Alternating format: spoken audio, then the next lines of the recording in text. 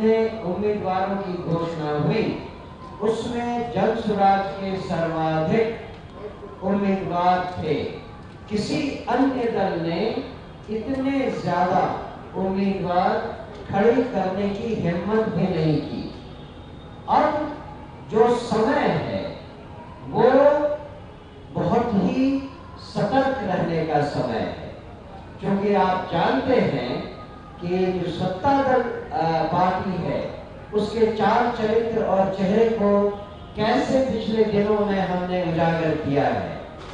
अब हम सब इस बात से सतर्क हैं कि जिन लोगों के कबर्ड से गंदगी निकाली गई है वो अब कौन सा खेल खेलेंगे, और उसकी कुछ वारदातें हम आपको आज की प्रेस कॉन्फ्रेंस में बताएंगे।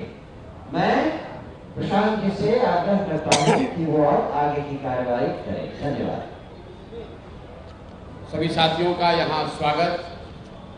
आप लोगों से 10-15 दिनों के बाद सामूहिक तौर पर मुलाकात हो रही है। तो सबसे पहले कल ही आपने दिवाली मनाई है, तो दिवाली की शुभकामना। और अगले 4-5 दिनों में बिहार का महापर्व छठ भी मनाया जाने वाला है, तो छठ की अग्रिम बधाई।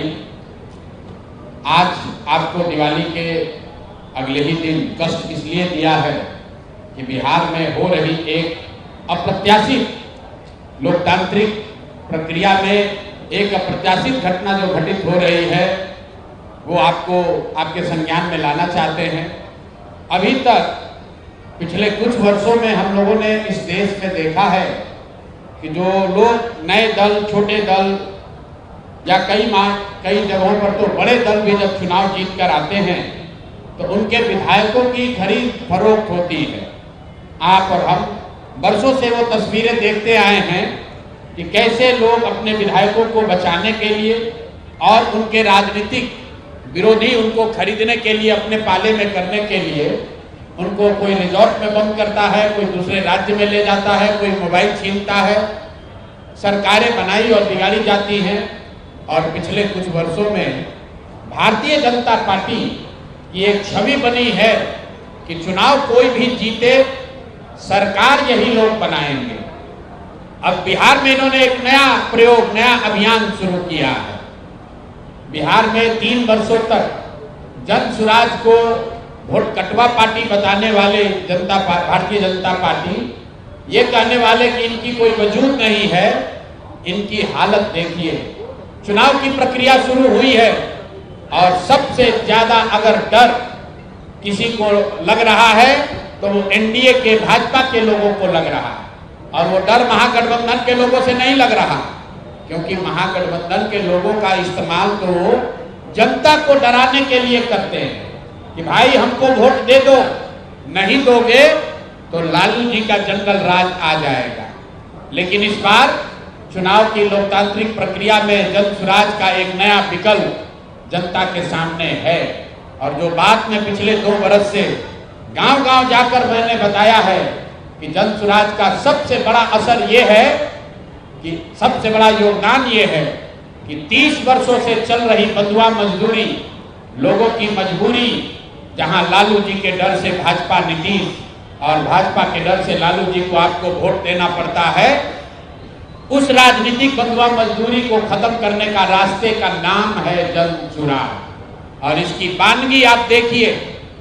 यहाँ का एक क्षेत्र, अभी आपने खबर सुनी होगी कि पिछले 4-5 दिनों में 3 जन सुराज के घोषित उम्मीदवार जिन्होंने नामांकन किया या जो लोग नामांकन करने गए उन लोगों को नामांकन नहीं करने दिया गया, या नामांकन किया तो उससे उनका नामांकन विड्रॉ कराया गया। अब कुछ लोग इसको ये चर्चा कर रहे हैं कि लगता है कि जन सुराज के लोग डर रहे हैं। तो अब कौन डर रहा है इसको दिखाने के लिए आपके पास यहाँ आज मैंने प्रेस वार्ता बुलाई है। पहला केस है दानापुर का। दानापुर में महागठबंधन की ओर से एक सज्जन जो चुनाव लड़ते हैं उनकी छवि एक बड़े बाहुबली अपराधी प्रवृत्ति के नेता के तौर पर है, जो अभी जेल में है। और फिर भी वहां भाजपा जब लड़ती है तो इनके पास बताने के लिए कुछ नहीं है, सिर्फ ये डराते हैं कि भाई हमको वोट दे दो, नहीं तो जो सज्जन राजद से जीतते हैं वो आ जाएंगे, आपका जीना हराम कर देंगे। तो इस बार दानापुर की जनता ने ये तय किया था कि भैया उनसे डर के हम लोग भाजपा को वोट नहीं देना चाहते, और दानापुर के सारे व्यवसायी एक साथ बैठकर उन्होंने ये तय किया कि भाई कोई भी जीतता है, सबसे ज्यादा खामियाजा, सबसे ज्यादा दिक्कत दानापुर में बिजनेस व्यापार करने वाले लोगों को होती है। वहां के जो दोनों ओर के बाहुबली नेता हैं वो उनको परेशान करते हैं। तो वहां के लोग यहाँ आए, मेरे साथ उनकी 3 राउंड 4 राउंड बैठकें हुई और सब ने मिलकर अपने में से, आपस में से एक राजनीतिक व्यक्ति जो वहां पर व्यवसायी भी हैं, उनका नाम अखिलेश है, उसे बोलचाल की भाषा में उनका नाम मुटुर शाह है। वो लोग आए और पूरे समाज में मिलकर ये तय किया कि मुटुर शाह जी को भैया आप टिकट दीजिए। तो हम लोग इन रीतलाल यादव के डर से भाजपा को और भाजपा के डर से रीतलाल यादव को जो वोट देने की व्यवस्था बनी है, इससे हम लोग निकल सके। रीतलाल यादव जी को टिकट पार्टी ने दिया। रीतलाल यादव जी जब यहाँ से गए हैं टिकट लेकर, मैं आपको उसका चित्र जारी कर रहा हूँ। ये रीतलाल मुटुर शाह का, ये मुटुर शाह हैं जो मनोज भारती जी के हाथ से यहाँ से सिंबल लेकर गए, और ये साहब सिंबल लेकर तो गए लेकिन वहां पर निर्वाचन के ऑफिस तक नहीं पहुंच सके। ये कहां गए?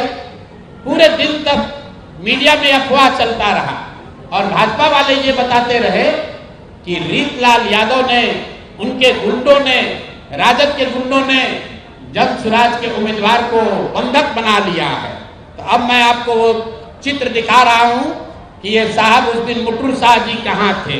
ये देखिए, ये हैं भारत के गृह मंत्री, ये भारत के गृह मंत्री हैं अमित शाह। अमित शाह जी हैं भारत के गृह मंत्री, और साथ में है धर्मेंद्र प्रधान जो भारत सरकार के मंत्री हैं और भाजपा के यहाँ चुनाव के अधिकारी हैं, प्रभारी हैं।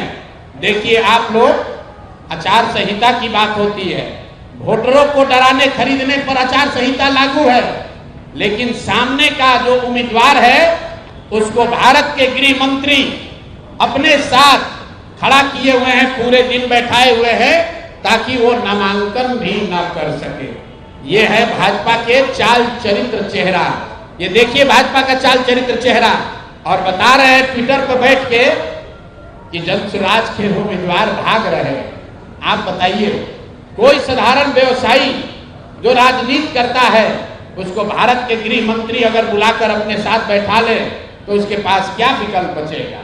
और कहाँ है चुनाव आयोग? एक वोटर को आप पैसा देते हुए, डराते हुए अगर दिख जाए तो आप पर इल्जाम लगता है कि आपने आचार संहिता का उल्लंघन किया। और यहाँ भारत के गृह मंत्री और केंद्र में भाजपा के मुख्य मंत्री धर्मेंद्र प्रधान खुलेआम जदयू के जन स्वराज के प्रत्याशी को अपने साथ, अपने साथियों के साथ, दल बल के साथ घेरे हुए हैं, और इस पर कोई प्रतिक्रिया नहीं है। चुनाव आयोग को अभी आपको ये जारी करने के बाद आधिकारिक तौर पर हम लोग चुनाव आयोग को हम लोग निवेदन करने जा रहे हैं कि देखिए कि हम जन स्वराज के प्रत्याशियों के साथ क्या हो रहा है।